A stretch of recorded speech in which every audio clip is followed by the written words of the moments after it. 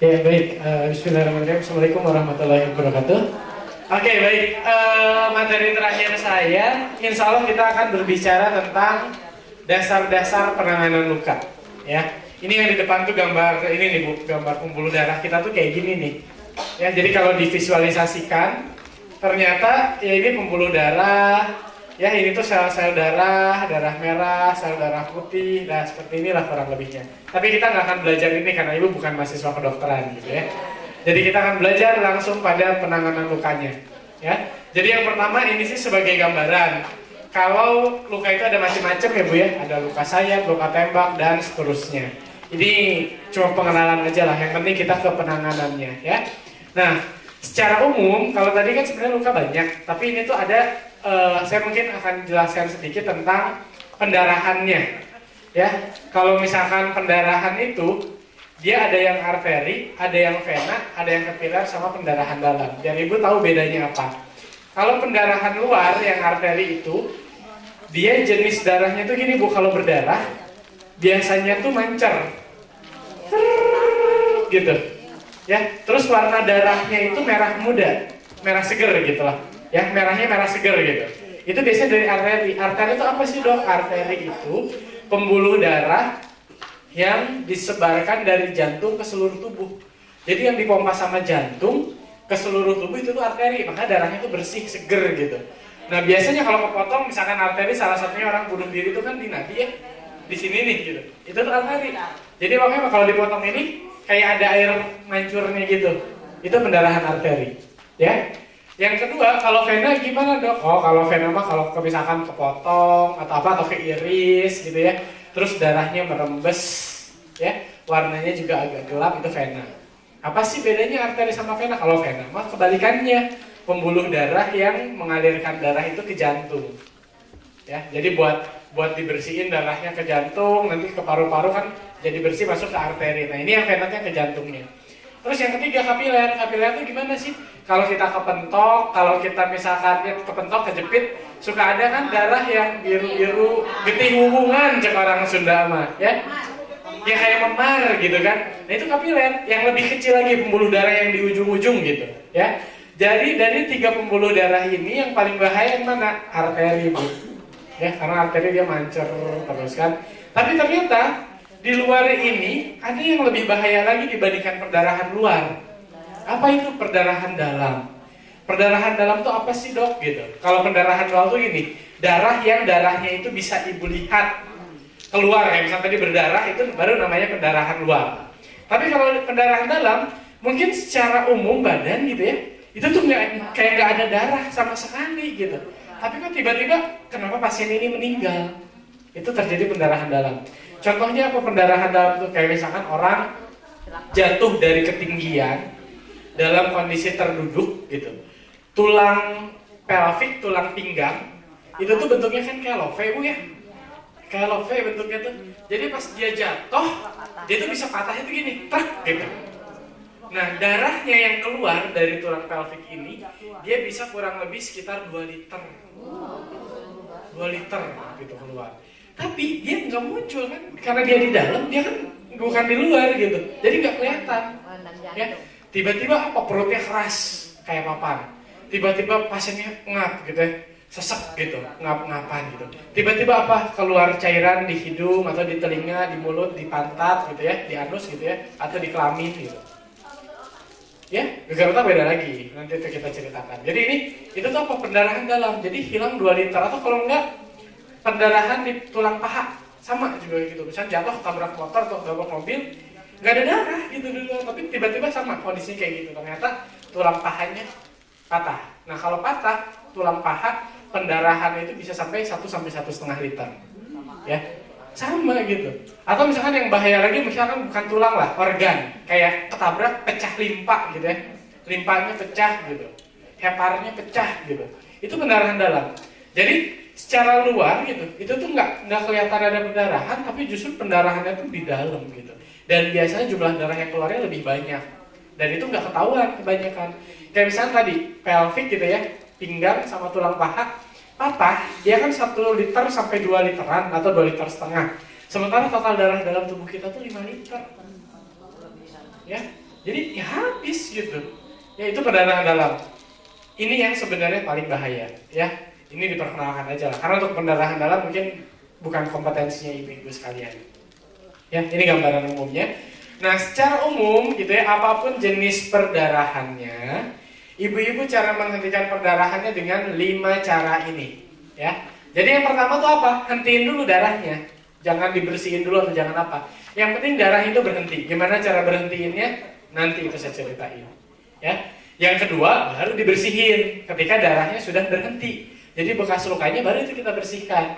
Yang ketiga, ini biasanya buat tenaga medis sih, kenali penyebabnya. Ini tuh karena apa gitu. Apakah misalkan karena kena lukanya karena kalau misalkan petani gitu karena cangkulnya tuh karatan, oh berarti dia harus diimunisasi tetanus gitu, divaksin tetanus gitu kan. Jadi itu penyebabnya. Atau misalkan ini lukanya kotor atau bersih gitu, itu buat tenaga kesehatan buat menentukan penata laksanaan selanjutnya apa. Yang selanjutnya cegah infeksi dengan ngasih antiseptik ya, alkohol, rifanol, betadine, nanti apa yang paling bagus dikasih nanti saya ceritain. Yang kelima diperbanding gitu. Jadi ini secara umumnya, nanti masing-masing step by stepnya akan saya jelaskan. Jadi yang pertama, cara menghentikan pendarahan ini dengan 3 cara. Kalau tadi kan ada pertanyaan apa aja sih? Kompresi, elevasi, resusitasi. Jadi kompresi itu apa? Dipencet gitu, ditekan, ya. Jadi saya kasih contoh gambarnya biar kebayang. Nah ini nih. Jadi contoh dia ada perdarahan di sini. Gimana dok cara ngentiin pendarahan? Tekan bagian atau tekan sumber pendarahan itu. Dengan apa? Dengan sesuatu yang paling steril yang bisa ibu temukan di sekitar tempat kejadian. Contoh gitu, kalau ibu ternyata di rumah atau di posyandu punya perban atau apa kasa steril, ibu atau kasa steril yang di dalam kotak, yang di dalamnya lagi tuh ada kertasnya. Nah itu kasa steril. Kalau ibu menemukan itu bagus, sumber pendarahannya ambil kasa steril misalkan 5 atau 6 atau 10 tergantung jumlah pendarahannya, tempelin, tekan ke sumber pendarahannya. Karena target pertama kita tuh apa? Bukan ngebersihin atau apa, hentiin dulu pendarahannya. Ya, dengan cara apa? Tekan pada sumber perdarahan. Ya, ditekan. Kalau misalkan nggak ada kasa steril, pakai apa? Ya udah kasa non steril, sapu tangan, handuk, atau misalkan kerudung atau apalah. Pokoknya segala sesuatu yang itu bisa menghentikan perdarahan. Kalau pakai tangan doang, itu kan kadang nggak bisa dong gitu. Perlu ada benda lain yang bantu kita untuk menekan itu, terutama ya masalah perban, kain dan lain sebagainya lah. Jadi tekan dan tempelkan atau ya ditekan di bagian sumber perdarahannya. Ya, jadi ditekan gitu. Itu yang pertama, kompresi. Kompresi itu penekanan. Yang kedua apa? Elevasikan. Jadi angkat bagian tubuh yang lukanya lebih tinggi dari jantung. Ya, diangkat. Jadi bukan gini. Jadi misalkan nih,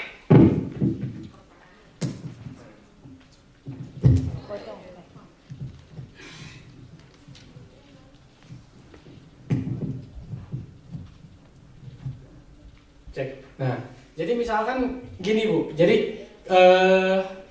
dia kan misalkan pendarahannya di sini nih, kayak gambar itu ya. Jadi ditekannya itu bukan gini, ya, angkat, ya, kompresi. Terus yang kedua elevasi. Elevasi itu apa? Angkat. Itu elevasi, ya, diangkat. Terus yang selain ini gini, ditekan bagian yang misalkan nih sumber pendarahannya jam tangan saya ya.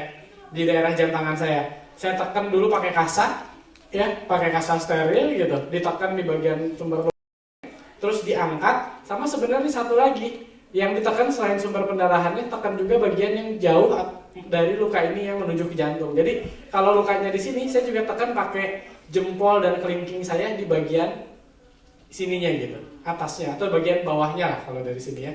Jadi ininya ditekan pakai kasa, ininya ditekan juga pakai tangan saya yang jempol sama kelingkingnya, terus diangkat. Sampai kapan? Sampai darahnya berhenti.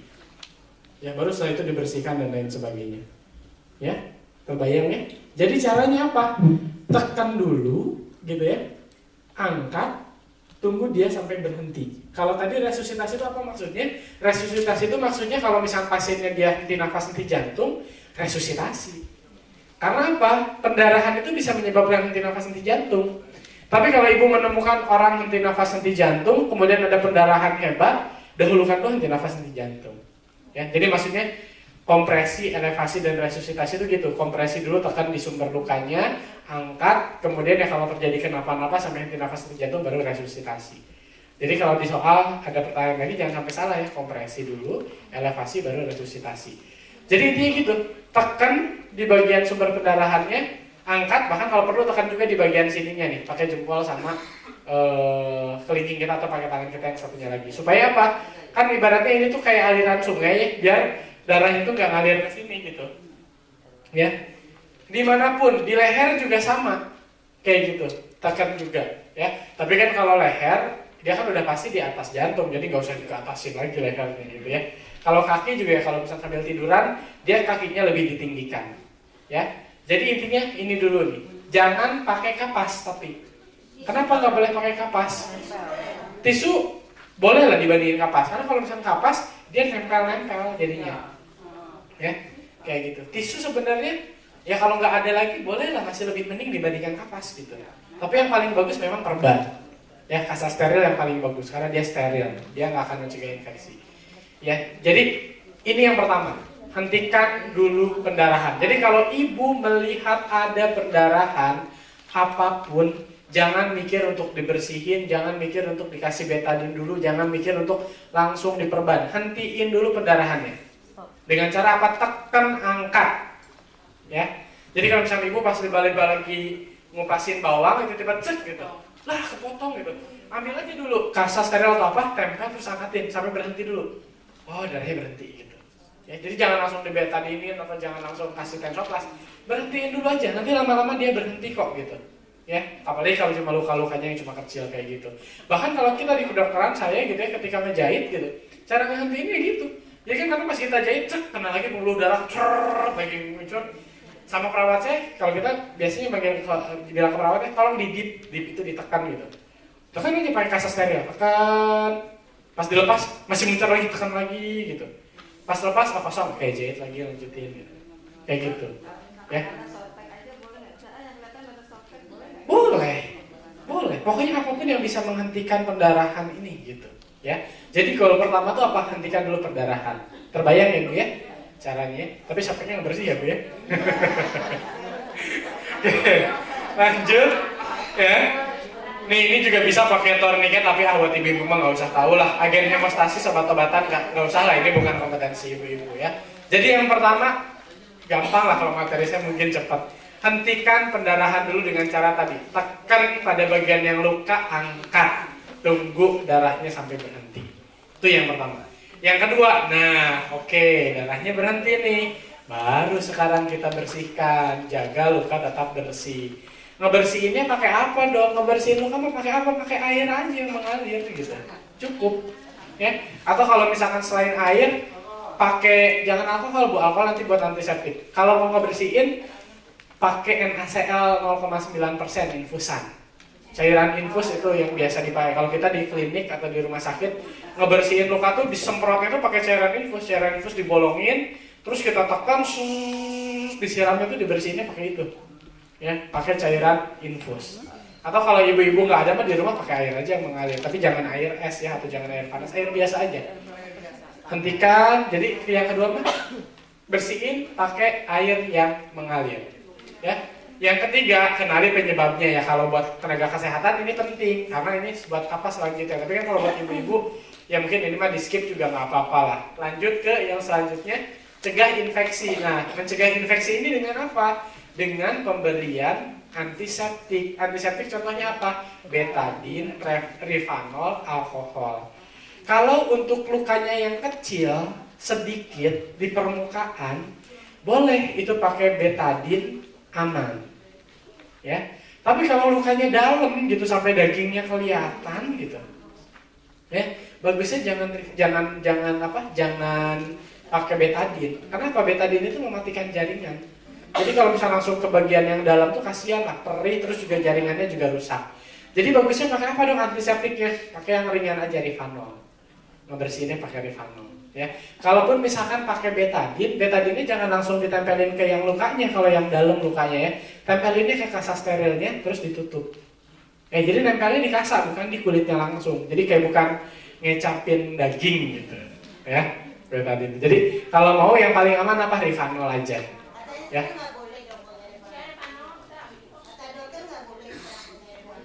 Kenapa nggak boleh? Kalau diminum gitu. Kalau diminum sih iya.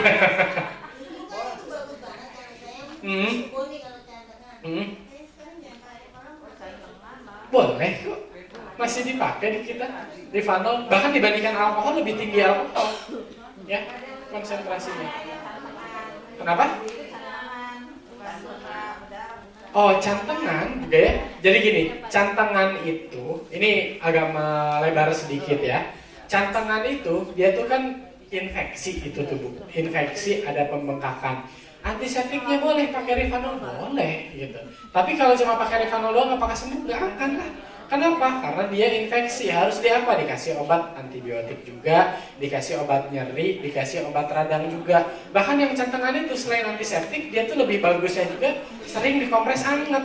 Supaya apa? Supaya bengkaknya berkurang, supaya nanahnya keluar. Ya, jadi itu beda lagi penanganan lukanya gitu ya. Tapi kalau untuk membersihkan luka, antiseptiknya Rivanol cukup kalau terutama untuk luka-luka yang dalam. Ya. Itu Rivanol lebih aman. Jangan langsung pakai betadine. Kalau betadine yang lukanya kecil itu nggak apa-apa, ya. Terus yang terakhir baru tutup lukanya. Tutup lukanya dengan apa? Dengan kasa, ya. Kalau misalkan lukanya basah gitu ya, jadi kayak si lukanya tuh masih terus basah ngeluarin cairan atau darah sedikit-sedikit, kita nutup lukanya bagusnya pakai gimana? Apakah langsung pakai yang kering dok gitu kasanya? Jangan. Kalau lukanya basah, ditutupnya pakai kasa yang lembab. Cara bikin kasa lembab gimana? Ya kasanya dikasih NaCl atau dikasih Rivanol tadi terus diperas sampai habis airnya, sampai agak basah, tempelin di luka yang basahnya tadi, baru ditambah lagi kasa steril yang kering, baru habis itu ditutup pakai perban yang luarnya gitu ya. Bukan kasa steril tapi kasa yang buat perban gitu ya. Jadi yang terakhir baru ini ditutup lukanya. Gampang lah, kalau nutupnya gimana? Nutup mah biasa aja gitu ya. Tapi saran saya, kalau misalkan lukanya besar, jangan ditutup pakai Hansaplast. Kenapa? Dia udara itu pengap banget gitu di situ. Itu tuh Hansaplast tuh untuk luka-luka yang kecil lah. Karena kalau misalkan kita buka Hansaplast, bisa tuh lembab jadinya. Jadi lebih baik yang paling bagus pakai apa? Pakai kasa steril. Kasa steril kenapa? Jadi kalau misalkan apalagi lukanya besar, pakai kasa steril tuh sirkulasi udaranya bagus. Tapi dia tetap menghalangi kotoran atau apa dari luar gitu. Ya, seperti itu. Gampang, selesai. Cara mengatasi luka apa kayak gitu. Ya. Nah, tapi balutannya tetap harus nutup luka, nggak terlalu longgar dan nggak terlalu erat gitu ya. Terus simpulnya tuh bukan ada pada bagian yang luka. Jadi kalau ibu perban gitu ya, perbannya tuh jangan di atas bagian yang luka, di sampingnya. Nah, saya mau nunjukin beberapa gambar. Jadi materi saya cukup segitu. Selebihnya kita diskusi aja. Jadi beberapa gambar ini contohnya yang pendarahan arteri. Gimana cara hentiinnya? Tekan, angkat. Gitu. Habis itu kan cuci, habis itu kasih antiseptik, habis itu dia balut. Nah, balutnya pakai apa? Ini kasa steril gitu ya. Terus kalau misalnya mau dikasih kasa lembab gitu ya. Habis itu tinggal pakai kasa yang keringnya itu yang buat di luar itu tinggal dibalut aja. Kayak gitu lah. Nah, pendarahan dalam ini yang tadi saya bilang nih. Femur itu paha 1,5 ke 2 liter, pelvis pinggang 2 sampai 3 liter, torak dada gitu ya, dia 2 liter, rongga perut tadi organ-organ dalam 1 sampai 2 liter. Jadi ya itulah bahayanya. Ya, kalau luka dalam ibu mungkin nggak usah diajarin lah. Nah terus ini yang selanjutnya, ini mau di kaki ya sama nih prinsip contoh-contoh penanganan lukanya. Kalau di kaki ya pakaian-pakaiannya harus disingkirin, bersihin lukanya gitu ya. Kalau misalnya udah kering. Terus juga kalau misalkan contoh nih ada ini mah di perut ya. Contoh kalau misalkan ada benda yang tertancap yang tadi saya bilangin ya. Kalau yang ada benda yang tertancap jangan dicabut kecuali kalau bendanya di bagian hidung atau mulut atau pipi. Kenapa? Karena dia menghalangi jalan nafas. Kalau menghalangi jalan nafas orang meninggal karena sesak nafas itu lebih cepat dibandingkan orang yang meninggal gara-gara hilang cairan darah. Jadi cabut aja. Tapi kalau contohnya ini nih, dia tertancap di sini gitu, tetap hentikan pendarahan dan yang lain sebagainya prinsipnya sama, cuma yang beda ketika mobilisasinya. Dia juga bikin supaya si obengnya ini tuh nggak gerak-gerak ketika dibawa transportasi atau dibawa evakuasi. Karena kalau nggak distabilisasi dia bisa goyang, bahkan bisa lukanya tambah parah. Ya, seperti itu. Terus kalau di mata gimana? Kalau misalkan ada luka di mata, misalkan tuh kena atau tabrakan, orang tabrakan kena percikan kaca gitu kan di matanya, terus kita mau nolong, nggak usah tuh rajin-rajin percikan kacanya diambilin dari matanya gitu, nggak usah. Biarin aja yang kita lakukan apa? Langsung aja tutup nih, pakai cup dulu gitu. Karena kalau nggak pakai cup, langsung pakai kasa, dia kan bisa menekan matanya. Jadi kita ambil kayak cup es krim atau bekas air mineral cup digunting gitu ya, terus tempelin di sini, baru habis itu diperban gitu ya, perban. Terus mata satunya lagi gimana kalau yang dianya normal? Tetap ditutup juga. Kenapa harus ditutup, Dok? Bayangin aja, yang satu sakit, matanya gelisah, terus dia diangkut, di sekitarnya dia masih bisa ngelihat gitu, orang-orang pada heboh, jadi kan bikin gak tenang gitu. Nah, makanya harus dilakukan, mata sebelah kirinya pun ditutup juga, biar bikin pasiennya lebih tenang. Tapi apakah harus pakai cup? Ya nggak usah lah, ngapain gitu kan. Kan yang kirinya misalkan nggak kenapa-napa gitu. Biar estetik, Dok, jadi ada 2 benjolan, ya enggak lah gitu, itu mah terserah. Ya, tapi prinsipnya seperti itu. Kalau di telinga gimana? Kayak gini nih. Di telinga, di pinggirnya, terus kita pakai ini. Kalau yang paling sering juga biasanya apa? Mimisan. Ya, mimisan. Nah, mimisan gimana sih cara penanganannya yang benar gitu? Cara penanganan yang benar adalah kalau mimisan, biasanya ada 2 orang yang cara penanganan yang berbeda. Ada yang satu suruh nunduk ke bawah, ada yang satu suruh nunduk ke atas. Yang benar yang mana? Yang benar adalah nunduk ke bawah. Kalau ke atas itu darahnya bisa ketelan dan lain sebagainya. Jadi yang benar ke bawah, tapi ketika ke bawah harus dikasih tampon, atau kalau tampon itu apa, sumbatan lah, dikasih buat. Nah, seringnya sirih kan, tapi yang paling bagus yang benar apa sih? Yang benar itu adalah kasa steril. Ya, gimana caranya? Jadi nyumbatnya pun jangan cuma asal nyumbat. Kalau pengen kasa sterilnya itu bagus, nyumbatnya. Contoh ini yang di depan itu adalah kasa steril ya Bu ya, bentuknya segi 4. Ibu ketika mau menyumbat hidung yang mimisan dengan kasa steril tadi, ngegulungnya jangan kayak gini Bu, digini-gini terus masukin ke hidungnya, jangan. Jadi ngegulungnya dari sudut yang sini nih. Ini kan kalau tadi kan gini langsung ya, kalau nanti tuh ngegulungnya gini dari pinggir. Kenapa seperti itu? Karena nanti yang bagian bawah dia akan semakin lancip, bagian atas dia akan semakin membesar, dan itu akan menjadi padat. Dan ketika menjadi padat nanti hasil akhirnya itu seperti ini nih, bentuk gulungannya tuh. Nah, kayak gini nih, ininya kecil, kesini semakin padat, dan ini tuh penuh. Jadi begitu ini masuk ke hidung, misalkan ini lubang hidung, udah pas banget gitu. Jadi dia nyumbatnya benar-benar nyumbat gitu. Jadi sebanyak apapun misalkan darah yang keluarnya, biasanya cepat berhentinya. Apa bedanya kalau dengan yang kayak tadi, yang ngegulungnya bukan dari sudut yang lancipnya gitu, dari sini. Ini kan longgar. Terus juga begitu masukin ke hidung, itu tuh besarnya sama, antara depan sama belakang, dia sama gitu kan. Jadi darah biasanya lebih lama untuk berhentinya. Ya. Yang lancipnya yang buat dimasukin ke hidungnya. Jadi kan nanti akhirnya, ini kan lubang hidung juga sama dia. Paling ujungnya itu kecil, ke bagian bawahnya gede. Ya, jadi ibaratnya kayak nyumbat gitu, pluk gitu kan. Nah itu, dan itu lebih solid gitu. Terus kalau pakai seruh gimana Dok gitu? Nah dulu juga waktu saya kecil dikasihnya seruh sama orang tua tuh gitu, enak gitu kan, wangi lagi kan seruh tuh gitu. Ya sebenarnya mah prinsipnya mah apapun yang bisa menghentikan silahkan gitu.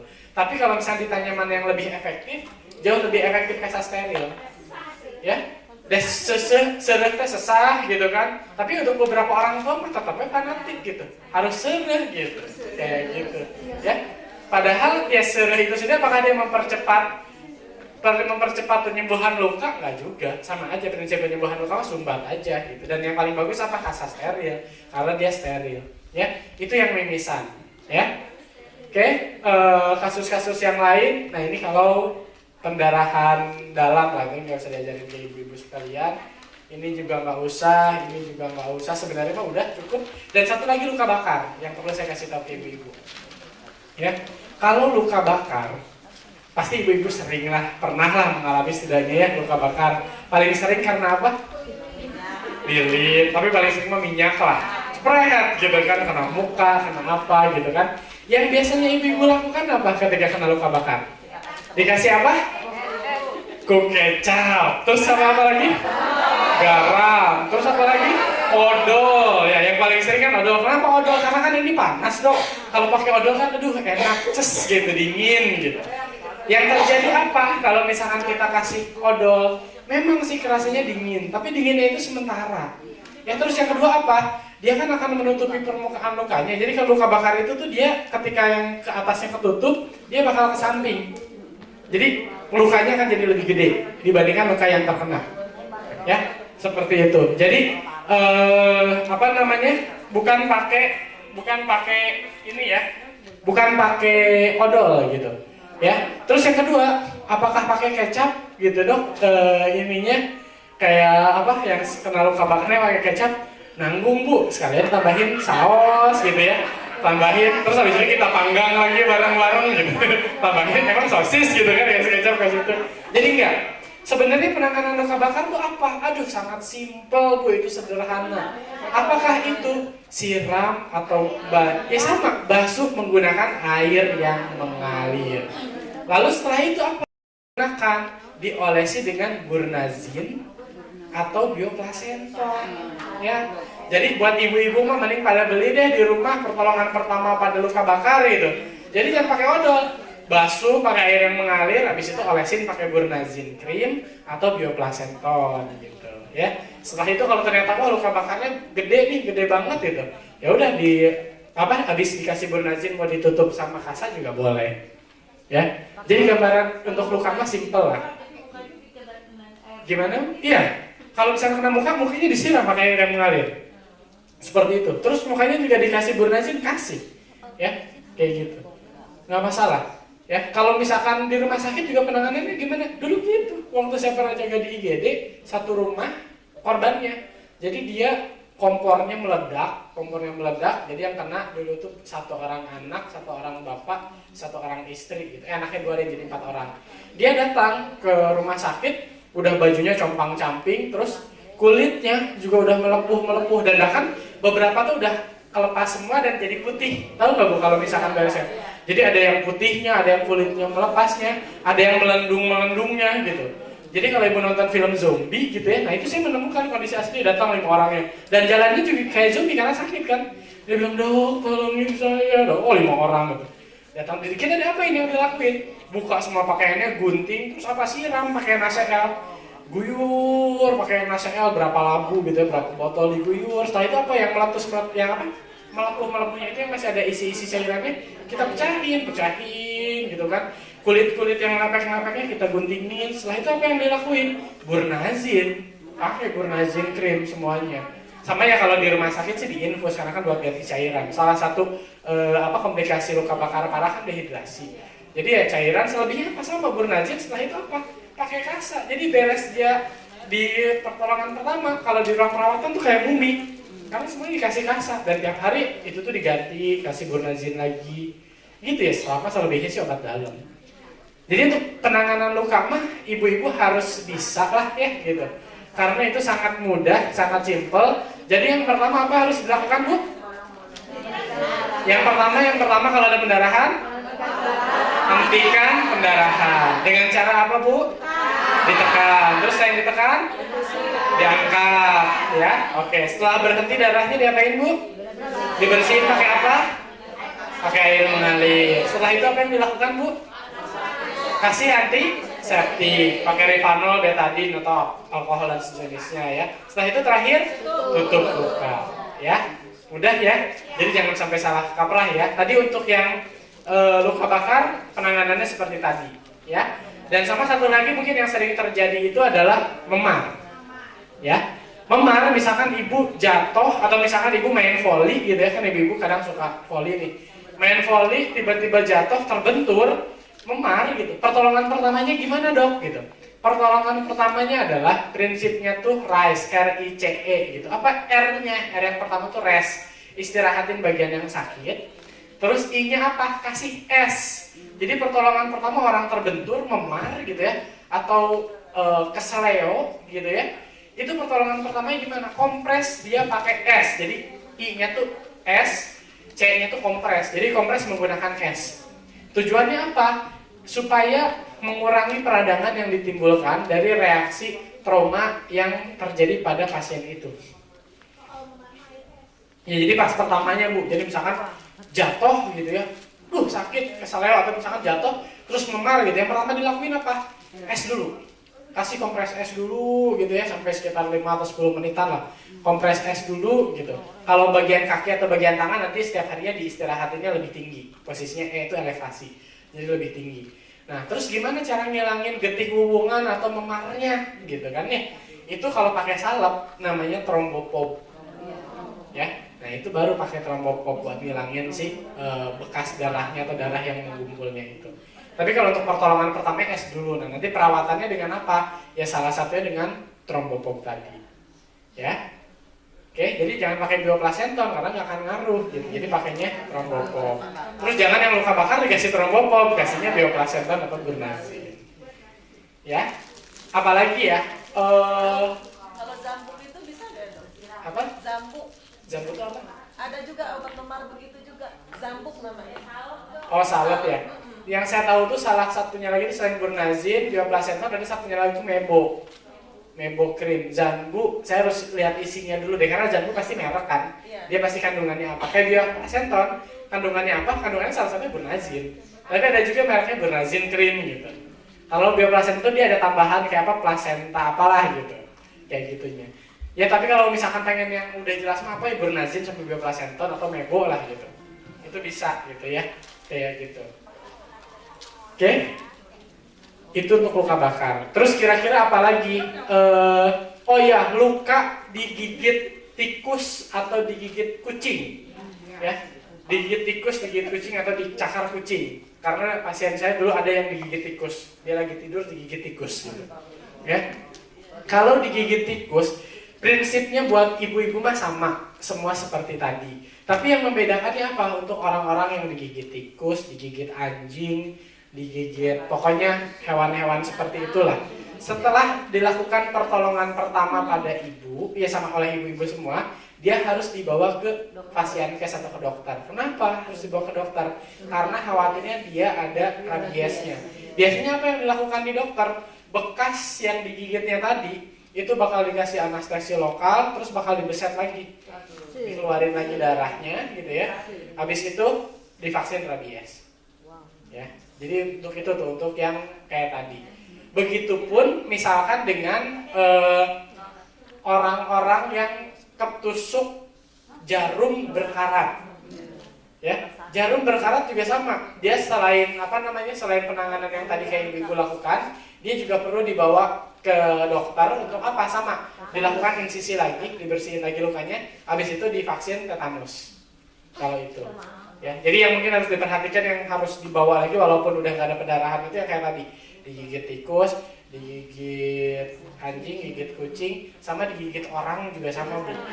Bener loh, orang juga bakterinya tuh ini loh, lumayan juga gitu. Ya, ada lagi nggak pertanyaan berkaitan dengan luka? Mana Bu? Ibu dulu. Iya. Kalau digigit tikusnya malam, tetap harus segera pada saat itu juga ke IGD. Penanganan di rumahnya sama, kayak tadi. Hentiin darahnya, bersihin, kasih antiseptik, tutup, bawa. Ya, penanganan seperti itu. Patah tulang besok. Apanya? Besok ada materinya patah tulang. Ya, ada lagi, Ibu? Kalau penyebab mimisan itu kenapa dong? Penyebab mimisan banyak. Jadi kalau ibu, nanti sebenarnya besok ada lagi bahasan tentang kasus lapangan salahnya mimisan. Di hidung, ini tuh Bu ya, misalkan kita carilah hidung, saya gambar hidung di sini. Nah, ini kan hidung. Di dalam sini, dia tuh banyak pembuluh darah yang kecil-kecil terus saling berhubungan kayak gini Bu nih. Kecil. Dan dia tuh bisa mimisan apa? Orang terbentur jelas bisa mimisan. Yang kedua apa? Kalau dia lagi demam, karena apa? Posisinya panas, pembuluh darahnya pecah, mungkin gitu. Terus apalagi dia terlalu capek, aktivitasnya tinggi, kecapean juga sama. Pembuluh darahnya juga akhirnya kan kerjanya tinggi juga, akhirnya pecah juga. Itu bisa sama. Yang terakhir apa? Tumor. Kayak gitu. Nah kalau tumor, dia kanker gitu ya, itu gimana Dok tandanya? Dia mau pendarahannya nggak akan pernah berhenti, terus sering. hampir dalam berapa kali sehari gitu, dan disertai juga dengan penurunan berat badan dan lain sebagainya. Paling sering orang mimisan karena apa? Karena demam, karena kecapean gitu, atau karena benturan, ya itu mimisan. Ada lagi? Atau orang tertentu aja dok yang mimisan? Apakah orang tertentu aja yang mimisan? Sebenarnya nggak juga, tapi memang untuk pada beberapa orang dia lebih rentan. Tapi apakah itu jadinya penyakit atau jadinya hal yang membahayakan? Enggak juga kok, karena itu mah bisa dihentikan. Caranya kayak tadi, nggak butuh obat apa-apa, selesai. Ya. Oke, ada lagi pertanyaan tentang luka ya, kira-kira apalagi nih yang pernah terjadi luka di ibu-ibu atau di anak-anaknya atau di tetangganya yang kira-kira ibu bisa nolong nantinya nih gitu. Ya Bu. Kenapa? Apanya buat mimisan? Ya itu akhirnya berkaitan dengan aktivitas kan jadinya gitu. Jadi ya terserah mau main gadget atau mau apa gitu ya. Bahkan capek hati juga bisa mimisan. Stres kan gitu tiba-tiba. Ya bener loh. Karena kan badan kita tuh saling berhubungan gitu kan. Ketika kita stres itu tuh semua kondisi badan kita juga bisa drop gitu kan. Bisa mimisan gitu. Ya. Kepentok itu mah Bu. Kalau cucu benjol habis main mah. Karena kalau benjol tiba-tiba mah nggak mungkin. Ya, kayak gitu. Oke? Apalagi nih? Kalau digigit nyamuk gimana gitu? Digigit nyamuk ya udah lah ya. Ada lagi Bu pertanyaan? Silakan. Itu yang mimisan tadi kalau dalam satu hari bisa berulang 4-5 kali itu nggak apa-apa ya dok? Nggak apa-apa, apalagi kalau dia lagi demam. Iya, dia lagi demam. Nggak masalah. Tapi kalau misalnya lagi demam, dia sering hati-hati khawatirnya dia DBD. Kalau misalkan dia nggak demam, tiba-tiba mimisan itu pun wajar. Kenapa? Ngupil terlalu kencang juga bisa mimisan. Ya? Kecapean mimisan, stres mimisan. Iya, nggak apa-apa, wajar. Yang nggak wajar tuh kalau misalkan mimisan itu nggak pernah berhenti, walaupun dia nggak demam. Kita harus cari penyebabnya apa. Ya? Oke. Emang kamu boleh nanya? Ya, apa lihat? Prinsip kesiram air panas sama dengan luka bakar. Kalau udah telat dok dan kukunya jadi kayak mengelupas gitu. Kukunya Jadi kalau misalnya kukunya tuh kayak mengelupas gitu. sama, prinsipnya sama. Kalau misalnya kukunya udah sampai lepas dan butuh penanganan medis, itu harus dibawa ke dokter. Tapi intinya prinsipnya sama, kebakar api, kesiram air panas gitu. Sama. Prinsipnya pertama siram lagi pakai air yang mengalir, kasih Burnazin gitu, kasih apa, habis itu kalau lukanya gede kasih kasa steril atau perban untuk nutupin lukanya itu. Tapi kuncinya ada di Burnazin dan Bioplacental setelah penyiraman air hangat, di penyiraman air yang mengalir itu. Tapi kalau lukanya gede, bahkan bagusnya lebih baik dibersihinnya pakai NaCl 0,9% infusan. Ya, makanya sekarang kan ibu-ibu udah bisa nyiapin ya kalau di posyandu atau di rumahnya. Oh berarti perlengkapan P3K itu apa yang harus ada? Kasa steril, terus Revanol, betadine, kasa buat merban yang di bagian luarnya, Burnazin atau Bioplacenton, Trombopop. Oh oke itu. Tadi obat-obatannya kan Mas Galih udah ngasih tahu banyak. Oh berarti ini, ya. Harapannya sih seperti itu. Bahkan harapan saya di posyandu setidaknya ada satu kotak obat yang cukup lengkap. Jadi kalaupun di rumahnya ada yang nggak punya, kita bisa pakai dari kotak obat desanya posyandu gitu. Nah makanya itu uangnya dari mana? Salah satunya dari dana sehat, ya. Seperti itu. Oke, ada lagi pertanyaannya ibu-ibu sekalian berkaitan dengan luka? Ya, asal jangan bertanya pada berkaitan dengan luka yang terjadi pada perasaan ibu-ibu aja. Oke, kalau nggak ada, bisa ya Bu ya. Perawatan luka sekarang ya yang benernya gimana ya? Luka bakar, luka gigitan, luka tusuk dan lain sebagainya, paham ya? Besok akan kita lanjutkan dengan patah tulang, kasus lapangan, terus sama penanganan psikologis, ya. Dan satu lagi tambahannya mungkin berkaitan dengan tumbuh kembang lah. Apakah itu misalkan nanti stimulasi tumbuh kembang atau cara menyimpan ASI perah gitu. Ya, bisa khawatirnya kan banyak cakupannya rendah, hasilnya gara-gara banyak yang kerja gitu kan. Oke, baik, mungkin dari saya cukup. Terima kasih, boleh tepuk tangan untuk ibu-ibu sekalian. Ya. Harapan saya pun nanti coba-coba ya habis dari sini ibu bikin penyuluhan Ya, nyobain aja walaupun belum ada pelatihannya, coba aja bikin penyuluhannya ke ibu-ibu yang lain. Ya, oke baik, terima kasih. Assalamualaikum warahmatullahi wabarakatuh.